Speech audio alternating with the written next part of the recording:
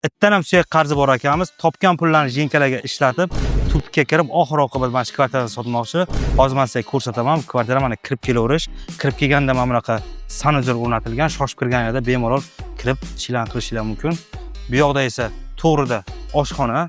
Akamiz o'ziga atab polni mebel texnikalar zo'rlardan ishlatgan. Qolgan umrini kayf safomada o'tkazmoqchi bo'lgan, lekin hayot ko'ryapsizlar, beshafqat, hech kimni ayamaydi. Akamizni ham ayamaganlar. Bu yoqda o'sa bitta spalni. Mehmonlar kelganda bemalol mehmon qilishingiz mumkin. What? Bu yoqda bolalaring, farzandlaring bo'lsa mana ikkita farzandga mo'ljallangan detskiy xonasi bor.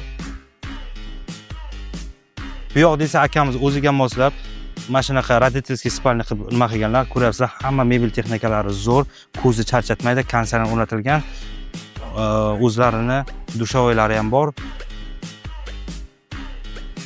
Kvartiramiz Yakkasaroy tumani, Bratskiy magilada joylashgan. Umumiy maydoni 107 kvadrat, 4 xonadan iborat.